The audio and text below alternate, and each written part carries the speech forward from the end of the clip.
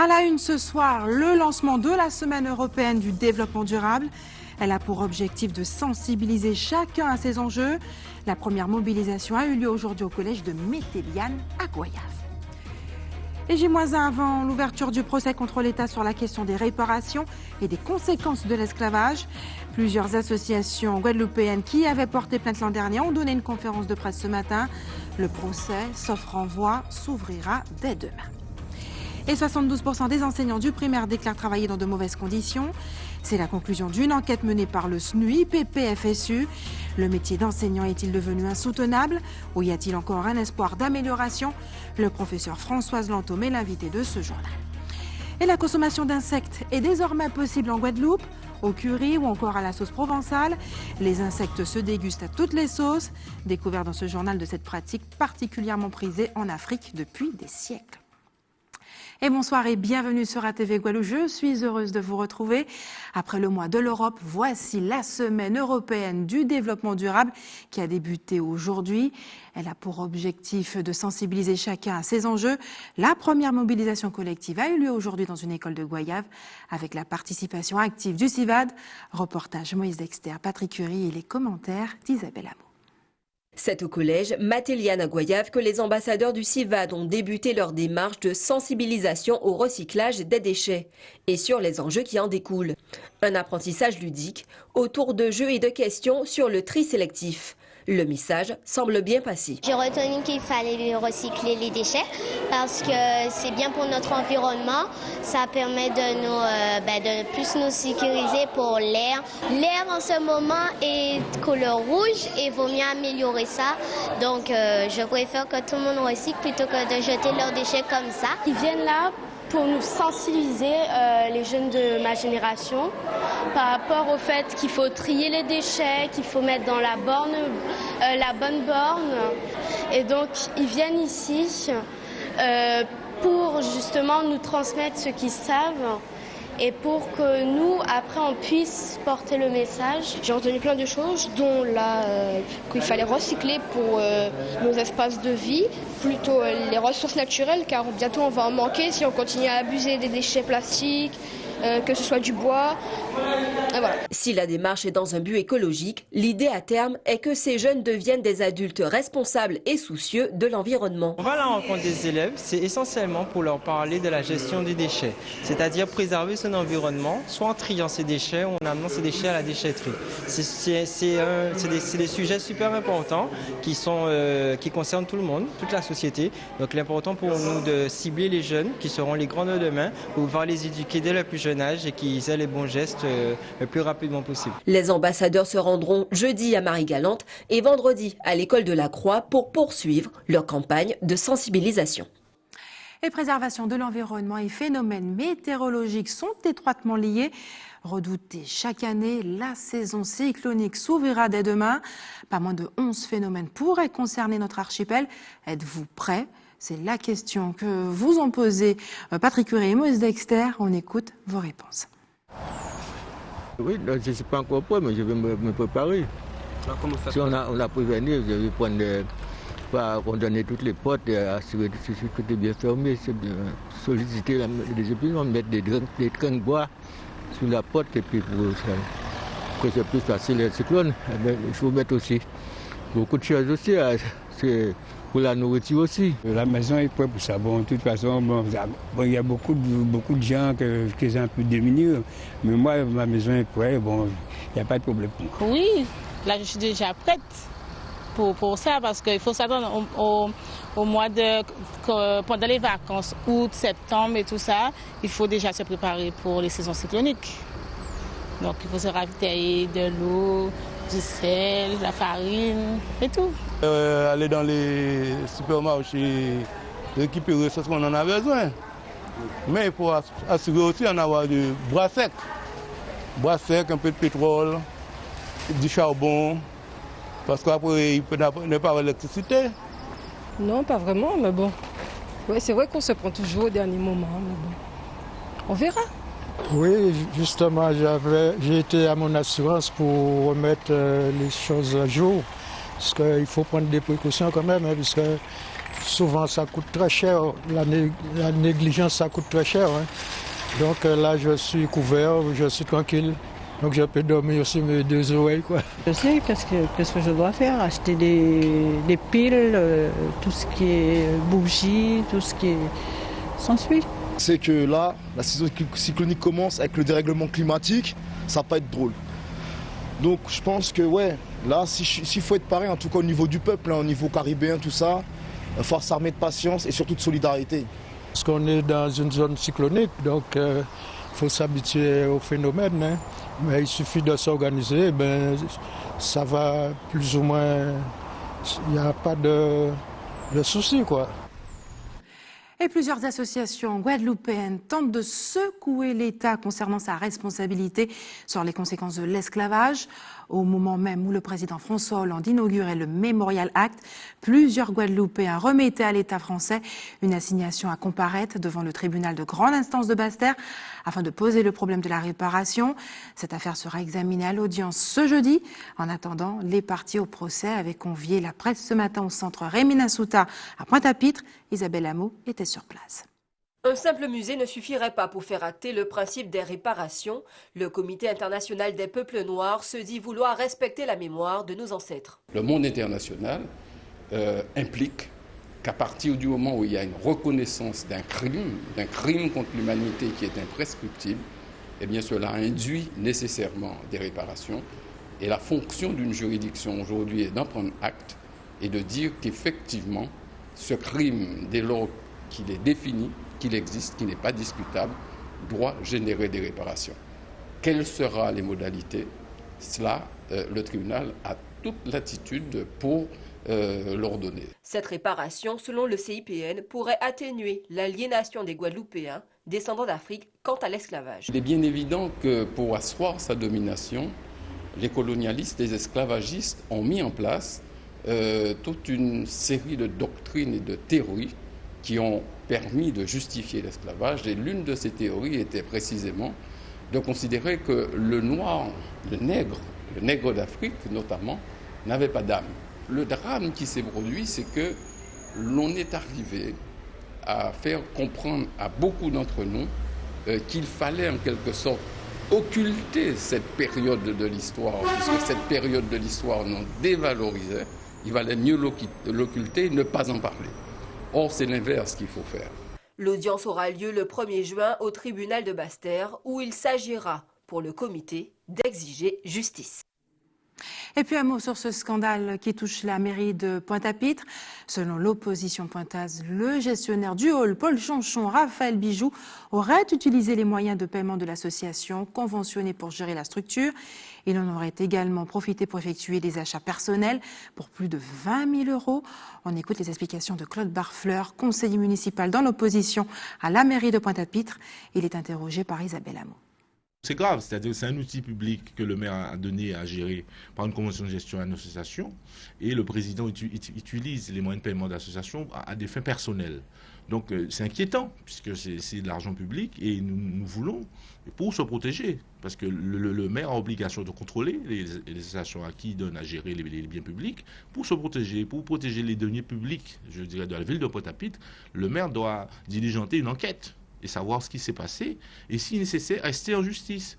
S'il ne fait pas ça, ça veut dire qu'il est complice. Donc c'est grave, c'est de l'argent public, on ne peut pas donner à gérer un bien public à une association et que dont le président se sert allègrement. Je dirais un site comme Paul Chanchon, qui est un site historique, le sport à Pointe-à-Pitre était important à l'époque. On peut pas déléguer ça à une association. C'est pas si lourd que ça. Il faut que la mairie de Pointe-à-Pitre se reprenne. En ce moment, à Pointe-à-Pitre, nous avons une équipe qui est en déclin, qui ne se donne pas les moyens de gérer correctement les biens publics. Et le président de l'association, Raphaël Bijoux, ainsi que le maire de la ville de Pointe-à-Pitre, Jacques Bongou, ont tous deux décidé, en tout cas, de décliner notre demande d'entretien. Et puis 89% des enseignants du primaire en Guadeloupe se déclarent fatigués, irritables et donc inefficaces dans leur travail, selon une enquête menée par le SNUI, PPFSU Guadeloupe. Comment comprendre ce phénomène? Une spécialiste a accepté de venir sur notre plateau pour en parler. Docteur Françoise Lantom, bonsoir. Bonsoir. Merci d'avoir accepté notre invitation. Vous êtes docteur en sociologie, donc spécialisé dans le travail, sur les questions du travail, maître de conférence également à l'université Lumière de Lyon. Vous avez écrit plusieurs ouvrages sur la question, notamment la souffrance des enseignants. Comment expliquer ce phénomène? On pensait que jusqu'ici, l'école primaire était épargnée par ce qu'on appelle les cas de dépression chez les enseignants à l'école. Oui.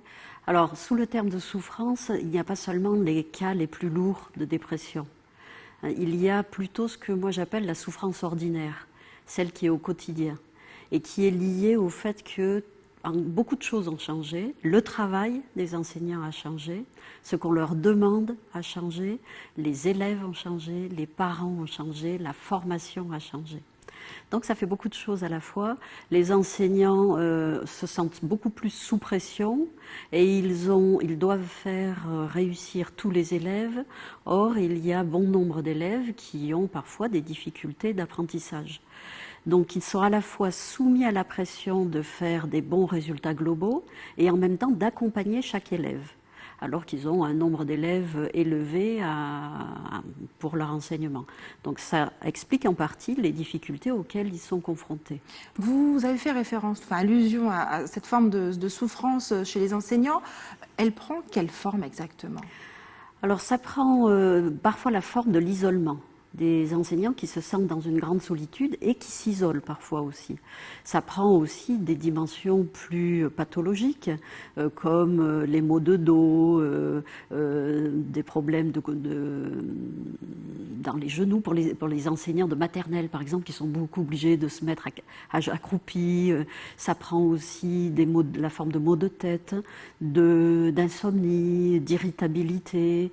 Ça, ce sont les symptômes, disons, qui peuvent s'apparenter à ce qu'on appelle les risques psychosociaux.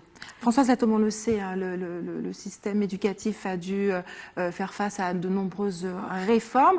Est-ce que, selon vous, pour ce qui est envisagé pour les mois à venir, et on le sait pour la rentrée de septembre, les solutions qui sont apportées, les changements qui seront amenés à être mis en place, vont pouvoir changer la donne? Alors la donne qu'il faudrait changer, c'est une donne qui permettrait aux enseignants de se réapproprier leur travail, qui leur permettrait de construire des collectifs de travail dans lesquels ils débattraient du travail qu'ils ont à faire, de comment s'y prendre avec les élèves, de comment mieux coopérer avec les parents. Alors est-ce que les réformes qui sont annoncées vont permettre cela? Je n'en sais rien du tout. Voilà, je crois qu'il faut attendre. Est-ce que vous pensez que ce sont des pistes intéressantes en tout cas? Pour le moment, on n'y voit pas encore très clair sur les réformes qui sont annoncées, puisque d'après ce que j'ai compris, il est question de diminuer le nombre d'élèves par classe dans certaines classes, pas dans toutes les classes. Et en contrepartie, il y a un dispositif qui s'appelle le plus de maîtres que de classes, qui serait sans doute mis en cause, alors que ce dispositif fonctionne de façon satisfaisante pour les enseignants. Donc voilà, je ne sais pas encore qu'est-ce qui va l'emporter dans les réformes. Est-ce que ça va aller dans le sens d'un mieux-être pour les enseignants, d'alléger un peu la pression, de leur donner la possibilité de travailler collectivement et de trouver des solutions collectives, ou est-ce que ça va aller dans le sens d'accroître la pression? Vous avez proposé, en tout cas comme solution, le fait de libérer la parole chez les enseignants et les parents dans tout ça. Alors les parents devraient jouer un rôle très important. Et c'est une des difficultés actuellement de l'école que d'avoir des relations un peu distendues avec les parents qui sont surtout les plus éloignés de l'école. Mais il y a beaucoup d'enseignants qui essayent justement de rapprocher l'école des parents, de construire des dispositifs, des coopérations avec les parents pour aller vers une coéducation. Et en règle générale, et c'est ce qui a été montré là lors du colloque organisé par le SNUIPP, cela permet non seulement d'améliorer le climat de l'école, mais cela permet surtout d'améliorer les résultats et les apprentissages faits par les élèves. Merci Françoise Lantom d'avoir accepté de répondre à nos questions ce soir sur cette question délicate du problème de la souffrance des enseignants. Les salariés en tout cas de France Antilles, Martinique ont rencontré leur futur repreneur pour lui présenter leurs attentes et aussi faire part de leurs inquiétudes. On regarde le reportage de nos confrères d'ATV Martinique. Opération séduction. Devant les représentants syndicaux, l'administrateur judiciaire et les autres forces vives du groupe France-Antilles, les potentiels repreneurs présentent leur offre. On veut préserver l'indépendance éditoriale, on veut renforcer les moyens, on injecte beaucoup d'argent pour développer France-Antilles, tant sur le papier que sur le digital. Donc ça, c'est un point important. On préserve l'ensemble des emplois, donc tout ça, ce sont des moments et des sujets extrêmement importants. Mon offre, qui je pense est celle qu'il faut faire, vise à ce qu'il y ait une 60aine d'emplois qui ne soient pas repris. Et une fois de plus, ce n'est pas moi qui suis le fossoyeur de l'emploi, moi je suis juste qu'un repreneur. Donc je pense que pour le bon fonctionnement de cette entreprise, ils doivent être moins nombreux et qu'il y a des choix à faire. Si le maintien de l'emploi est une priorité pour les salariés, l'objectif est aussi d'assurer la pérennité du journal. Pour certains, cela doit passer par des investissements à long terme. Que ce soit en Guadeloupe, que ce soit en Martinique, que ce soit en Guyane, nous ne pouvons pas contenter nous devenir qu'un journal. Enfin, nous faire autre chose, nous gagner de nouveaux parts de marché. C'est comme ça qu'on arrive à pérenniser l'entreprise là. Et c'est ça, nous cherchons à toutes ces offres là. Et comme ça, c'est ça qui permet nous de dire nous arrêter en position. Nous ne pouvons pas arrêter nous sans cette position des jeux là. Comme quoi, oui, il peut prendre 100% des monde. Il peut prendre 100% des monde jeux là. Mais demain matin ou après demain, il peut foutre les monde dehors. Il peut dire comme quoi, ouais, il peut pas marcher. Les repreneurs ont jusqu'à demain minuit pour faire des contre-propositions. En attendant, le journal continue de fonctionner. À la rédaction, cœur de la société, ces derniers mois marqués par le redressement puis la liquidation judiciaire ont été difficiles. Malgré tout ça, on essaie de créer une ambiance favorable au boulot, notamment à la production du journal. Mais c'est vrai qu'on ressent en permanence une espèce d'ambiance pas très favorable à un bon travail, quoi. On n'a jamais arrêté, il n'était pas question pour nous donc d'arrêter. Dès lors, la matière première qui est l'information, il faudrait la chercher, la traiter et la mettre au goût du jour à la disposition du lecteur comme il faut. Prochaine étape importante pour les salariés, une audience au tribunal mardi prochain. Ils feront leur choix et pourront ouvrir une nouvelle page pour le seul quotidien des Antilles-Guyane. Restez sur ATV Guadeloupe dans quelques minutes. Nous irons en Guyane visiter l'usine d'une société spécialisée dans la fabrication de briques et puis manger des insectes. C'est tendance, le l'entomophagie s'installe en Guadeloupe. De la latérite, du ciment et de l'eau, 3 éléments pour produire 4 modèles de briques 100% made in Guyane. C'est en tout cas ce que propose depuis quelques années une entreprise basée à Matoury. Visite guidée avec Natacha Maltaverne. Dans cette entreprise, on fabrique un matériau naturel depuis plus de 10 ans, la brique de terre crue, conçue à base de latérite. L'entreprise a connu un second souffle en 2015 avec son rachat et l'automatisation de l'unité de production. Le plus difficile pour concevoir ces briques, c'est de trouver la meilleure terre. Le problème, c'est qu'à ce jour, on n'a jamais trouvé un filon suffisamment important pour pouvoir garder la même terre à chaque fois. Donc à chaque fois, il faut qu'on refasse une prospection et qu'on puisse extraire, pour pouvoir extraire en fait le meilleur filon possible pour nous. Mais à chaque fois, ça correspond à des petites quantités en fait. La latérite est mélangée à du sable, un peu de ciment et de l'eau. Le mélange est compressé pour obtenir des briques. Elles sont positionnées sur des palettes pendant 24 heures. Les briques sont ensuite mouillées, puis mises à sécher durant 28 jours. Plusieurs modèles sont fabriqués. Nous avons 4 modèles actuellement de briques. Nous avons la brique pleine, la brique creuse qui sert d'accessoire pour le passage de la tuyauterie, le passage de la ferraille. Nous avons les linteaux qui servent pour l'encadrement de portes, de fenêtres et pour faire les chéneaux. Et nous avons une brique pleine avec une face lisse qui permet de faire les finitions quand vous faites du petit mobilier d'intérieur, donc des bars, des bibliothèques, un plan de travail pour la cuisine. L'entreprise n'a pas encore toutes les certifications pour répondre au marché public. Ses premiers clients sont les particuliers, de plus en plus nombreux à vouloir intégrer des matériaux naturels dans leur construction pour leur esthétique et surtout pour leur qualité. Alors, la brique de terre crue, si vous voulez, ce qu'elle apporte, c'est qu'elle apporte une inertie thermique plus importante que l'agglo. Donc elle est intéressante par rapport à certaines expositions de murs, notamment tous les murs plein ouest. Elle apporte également au niveau phonique, comme elle est pleine, donc on a des propriétés plus intéressantes que l'agglo. Par contre, contrairement à l'agglo, c'est un matériau qu'il faut, comme elle est crue, qu'il faut protéger des intempéries. Et donc forcément la brique elle doit avoir un toit et une fondation bien isolée avec un nid de refuge. Depuis 2 ans, l'entreprise bénéficie du label Produit de Guyane. Elle monte en puissance. Le dernier semestre 2016, 23 000 briques ont été produites. Et 2 milliards de personnes en mangent régulièrement. De nombreux scientifiques y voient une alternative à la viande. Les insectes arrivent aussi dans nos assiettes. On appelle ça l'entomophagie. En Guadeloupe, il existe une boutique qui en commercialise un produit directement importé de l'Hexagone. Reportage Linda Kayarsi. Depuis 2 ans, dans son épicerie fine, Florence a fait des insectes comestibles son produit phare. 3 sortes d'insectes, les criquets, les grillons et les vers de farine qu'on appelle molitor et qui font toujours partie des best-of des ventes de la boutique. J'en avais entendu parler, j'en avais vu un petit peu des reportages et je les ai contactés et voilà, c'est une équipe super jeune et très dynamique, très marrante. Donc c'est un plaisir voilà, d'avoir ces produits et qui sont très bien présentés. Voilà. Loin de remplacer un repas équilibré, il se marie parfaitement avec un apéritif ou un défi entre amis. J'ai une famille de gendarmes, par exemple, qui venaient chercher des vers pour les mettre à la place des croûtons dans une salade. Donc elle m'avait envoyé une photo, voilà, les vers sont présents. Les gens prennent ça surtout pour l'apéritif, faire connaître, se marrer, filmer, photographier quand on mange ça. Est-ce que tu veux goûter? En bouche, les insectes déshydratés sont croustillants, épicés. Attention toutefois, aux allergies, ils sont des proches cousins des crustacés. C'est vrai que c'est bon. Sésame cumin. Ce sont des bêtes qui sont élevées aux Pays-Bas spécialement pour être mangées par l'homme. Et qui sont ensuite en France déshydratées et parfumées. Donc là, par exemple, les criquets sont au goût de curry.